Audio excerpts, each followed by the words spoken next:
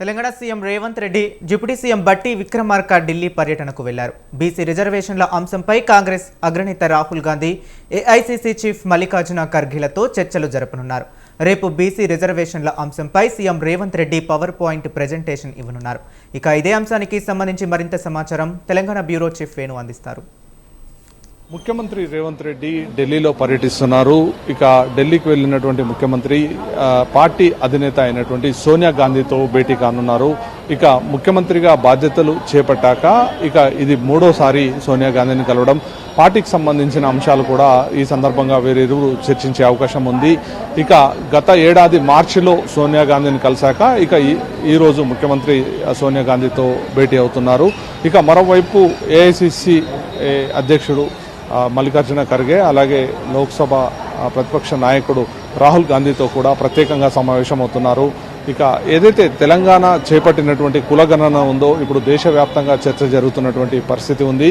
ముఖ్యంగా బీసీలకు కులగణన చేపట్టి 42% రిజర్వేషన్ ఇవ్వాలని చెప్పి తెలంగాణ ప్రభుత్వం డిసైడ్ అయింది. ఇందులో భాగంగా ఏదైతే ఎన్నికల్లో హామీ ఇచ్చిన విధంగా మేము సామాజిక న్యాయానికి కట్టుబడి ఉన్నామని చెప్పి కాంగ్రెస్ పార్టీ ఇక అధికారంలోకి రాగానే తెలంగాణ వ్యాప్తంగా కూడా కులగణన చేపట్టడం జరిగింది.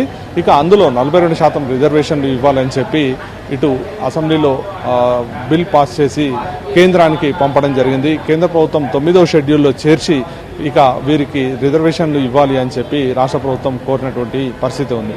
అయితే ఇందుకు సంబంధించి గత కొద్ది రోజులుగా కేంద్ర ప్రభుత్వం మాత్రం దీనిపై ఎటు తేల్చలేదు. ఇక ఈ నేపథ్యంలో కేంద్ర ప్రభుత్వంపై ఒత్తిడి పెంచేలా కూడా కాంగ్రెస్ పార్టీ ప్లాన్ చేస్తున్నటువంటి పరిస్థితి ఉంది.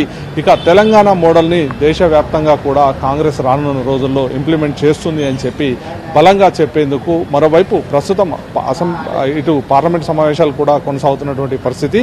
ఈ నేపథ్యంలో ఇక ఒత్తిడి తీసుకువచ్చి కాంగ్రెస్ పార్టీకి సంబంధించినటువంటి ఎంపీల అందరితో కూడా ఒత్తిడి తీసుకువచ్చి ఇక ఈ బీసీలకు 42% రిజర్వేషన్ ఇవ్వాలనేది కాంగ్రెస్ ప్లాన్. ఇక ఇందులో భాగంగా ఇప్పటికే ఏఐసీసీ అధ్యక్షుడు అలాగే రాహుల్ గాంధీకి కూడా రాష్ట్రంలో జరిగినటువంటి కులగణన తీరును ముఖ్యమంత్రి వివరించి ఇందుకు అనుగుణంగా ఏఐసీసీ కార్యాలయంలో ప్రత్యేకంగా ఇటు కాంగ్రెస్ పార్టీకి సంబంధించిన ఎంపీల అందరికీ కూడా దేశవ్యాప్తంగా ఉన్నటువంటి ఎంపీలందరికీ కూడా తెలంగాణ ఏ విధంగా ఈ డాటాను సేకరించింది, ఏ విధంగా ఈ కులగణన చేపట్టింది అనేది ఒక పవర్ పాయింట్ ప్రజెంటేషన్ కూడా ముఖ్యమంత్రి రేవంత్ రెడ్డి ఇవ్వబోతున్నారు.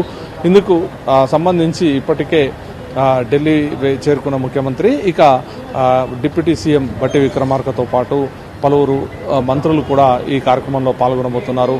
మరోవైపు బీసీలకు సంబంధించినటువంటి ఎమ్మెల్యేలందరూ కూడా ఈ కార్యక్రమంలో పాల్గొనాలి అని చెప్పి ఇటు ముఖ్యమంత్రి అందరికీ కూడా కోరడం జరిగింది. ఇక ఏదైతే 42% రిజర్వేషన్ కల్పించేందుకు ఒకవైపు కేంద్రంపై ఒత్తిడి పెంచడంలో వ్యూహంలో భాగంగా ఈ అందరి ఎంపీలకు కూడా ఈ 42% రిజర్వేషన్ ఆవశ్యకత ఏంటి అనేది కూడా ముఖ్యమంత్రి Revanth Reddy power point presentation ద్వారా వివరించబోతున్నారు. ఇక మరోవైపు ఏదైతే ఆర్డినెన్స్ ప్రత్యేకంగా తీసుకురావాలని చెప్పి రాష్ట్ర ప్రభుత్వం భావించిందో ఇక ఈ ఆర్డినెన్స్కి సంబంధించి కూడా చూసినట్లయితే ఇటు రాజ్భవన్ వరకు ముసాయిదా కాపీని పంపడం జరిగింది.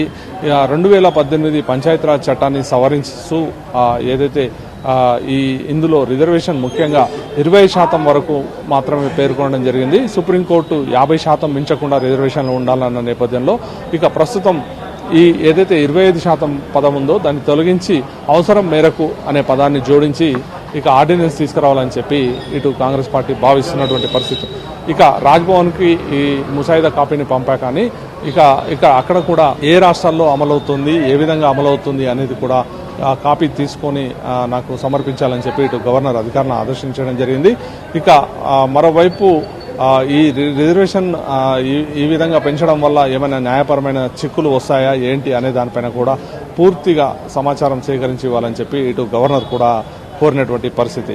అయితే ఈ నేపథ్యంలో సెప్టెంబర్ 30 లోపు ఖచ్చితంగా పంచాయతీరాజ్ ఎన్నికలు నిర్వహించాలని చెప్పి కూడా ఇటు హైకోర్టు ఆదేశించిన నేపథ్యంలో ఇక దేశవ్యాప్తంగా చర్చ జరిగేలా అలాగే కాంగ్రెస్ విధానం ఇది అని తెలియజేసేలా కూడా ఇటు ఏఐసీసీ ఈ బీసీ కులగణనను ఒక బీజేపీ కావాలని చేయట్లేదు అనేటువంటి దానిపైన ఒత్తిడి తీసుకొచ్చే విధంగా కూడా ప్లాన్ చేసుకున్నటువంటి పరిస్థితి. ఇక బీసీ కులగణన చేపట్టినటువంటి తెలంగాణ ప్రభుత్వం ఇంప్లిమెంట్ చేసేందుకు రెడీగా ఉన్నా కానీ కేంద్ర ప్రభుత్వం మాత్రం ఇందుకు సహకరించట్లేదు అనేది కూడా ఈ పార్లమెంట్ సమావేశాల్లో లేవనెత్తాలని చెప్పి కూడా ఇటు కాంగ్రెస్ పార్టీ భావిస్తున్నటువంటి పరిస్థితి. ఒకవేళ ఈ ఒత్తిడి చేస్తేనైనా కనీసం 9వ షెడ్యూల్లో చేరుస్తుందని చెప్పి కాంగ్రెస్ పార్టీ భావిస్తుంది. ఒకవేళ చేయకపోతే మాత్రం బీజేపీని ప్రజల్లో దోషిగా నిలబెట్టాలని చెప్పి కూడా ఒక ప్రయత్నంగా చేస్తున్నటువంటి పరిస్థితి ఉంది.